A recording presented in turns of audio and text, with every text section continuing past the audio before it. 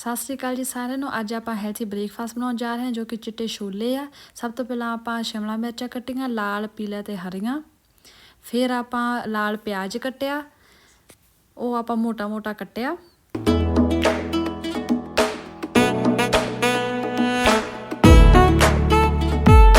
ਇਹ ਹੈ ਜੀ ਆਪਣਾ ਨਮਕ, ਇਹ ਹੈਗਾ ਚੌਲਾਂ ਦਾ ਆਟਾ, ਨਿੰਬੂ, ਅਦਰਕ ਤੇ ਲਸਣ, ਹਰੀਆਂ ਮਿਰਚਾਂ ਤੇ ਇਹ ਕੈਚਅਪ ਸਵਾਦ ਵਾਸਤੇ। ਇਹ ਆਪਾਂ ਚੌਲਾਂ ਦਾ ਆਟਾ ਪਾਣੀ ਦੇ ਵਿੱਚ ਭਿਉਂਤਾ।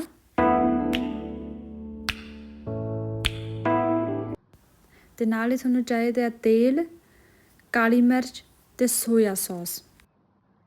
ਇਹ ਚਿੱਟੇ ਛੋਲੇ ਅਸੀਂ ਕੁੱਕਰ 'ਚ ਹੁਣ ਪਾਤੇ ਆ, ਭਿਉਂ ਕੇ ਧੋ ਕੇ ਅਸੀਂ ਹੁਣ ਕੁੱਕਰ 'ਚ ਪਾਤੇ ਆ। ਇਹ ਆਪਾਂ ਹੁਣ 90% ਕੁੱਕ ਕਰਨਾ। ਜਦੋਂ ਤੁਹਾਡੇ ਛੋਲੇ ਤਿਆਰ ਹੋ ਗਏ ਆ, ਫਿਰ ਇਹ ਪਾਣੀ ਆਪਾਂ ਗਰਮ ਕੱਢ ਲੈਣਾ ਤੇ ਛਾਣਨੀ ਨਾਲ ਛਾਣ ਲੈਣੇ ਆ ਤੇ ਦੇਖ ਲੈਣੇ ਆ ਵੀ ਹੱਥ ਦੇ ਨੂੰ ਫੜ ਕੇ ਦੇਖ ਲੈਣੇ ਆ ਵੀ ਪੋਲੇ ਆ, ਵੀ ਬਣ ਗਏ ਆ। ਪਹਿਲਾਂ ਆਪਾਂ ਪਾਵਾਂਗੇ ਚੌਲਾਂ ਦਾ ਆਟਾ, ਫਿਰ ਇਹਨੂੰ ਮਿਕਸ ਕਰ ਲੈਣਾ।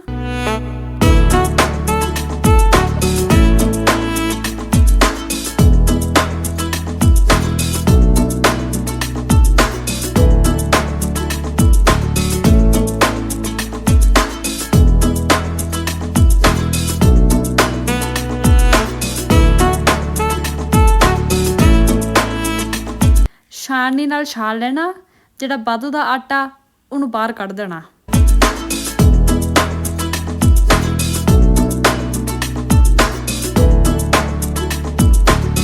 ਜਿਹੜੇ ਛੋਲੇ ਤੁਸੀਂ ਛਾਣ ਲਏ ਆ, ਉਹ ਫਰਾਈ ਪੈਨ 'ਚ ਤੇਲ ਪਾ ਕੇ ਪਾ ਦੇਣੇ ਆ।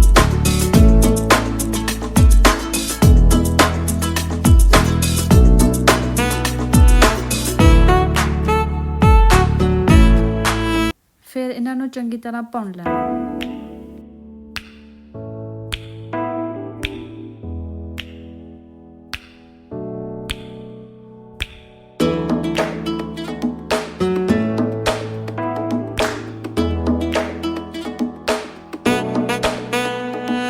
ਫਿਰ ਸਵਾਦ ਅਨੁਸਾਰ ਨਮਕ ਪਾਉਣਾ।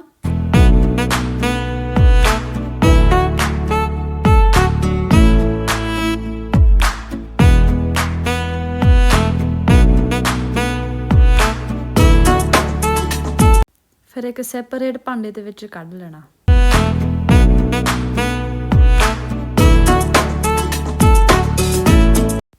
ਫਿਰ ਫਰਾਈ ਪੈਨ 'ਚ ਤੇਲ ਪਾਉਣਾ। ਪਹਿਲਾਂ ਅਦਰਕ ਲਸਣ ਪਾਉਣਾ ਤੇ ਉਹਨੂੰ ਭੁੰਨਣਾ।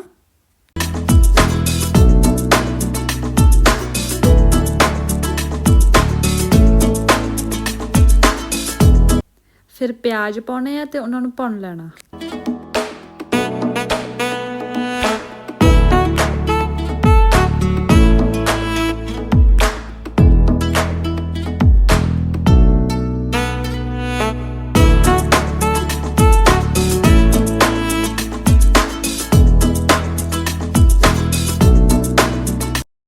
ਉਸ ਤੋਂ ਬਾਅਦ ਮਿਕਸ ਪਾਪਰਿਕਾ ਪਾ ਲੈਣੀ ਆ ਤੇ ਉਹਨਾਂ ਨੂੰ ਚੰਗੀ ਤਰ੍ਹਾਂ ਭੁੰਨ ਲੈਣਾ।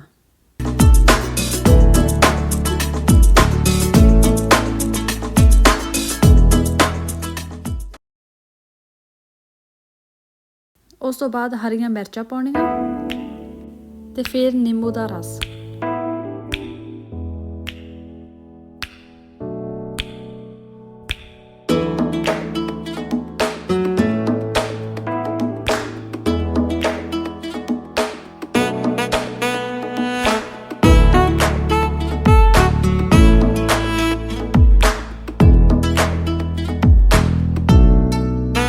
ਫਿਰ ਸਵਾਦ ਅਨੁਸਾਰ ਨਮਕ ਪਾ ਦੇਣਾ ਥੋੜ੍ਹਾ ਜਿਹਾ ਤੇ ਕਾਲੀ ਮਿਰਚ ਪਾ ਦੇਣੀ ਆ।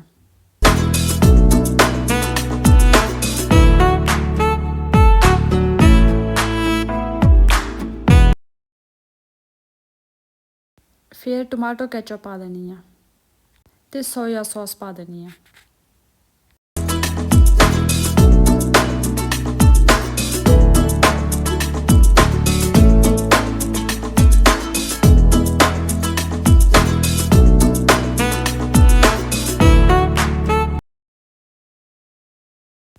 ਚਨੇ ਫਿਰ ਮਿਕਸ ਕਰ ਦੇਣੇ ਆ ਵਿੱਚ ਤੇ ਚੰਗੀ ਤਰ੍ਹਾਂ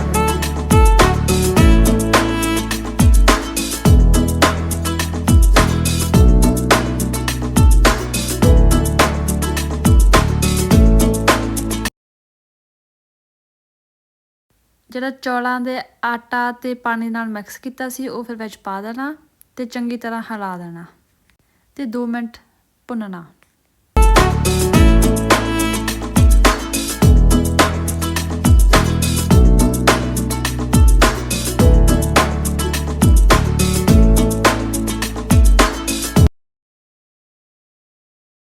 ਹੈਲਥੀ ਖਾਣਾ ਤਿਆਰ ਆ।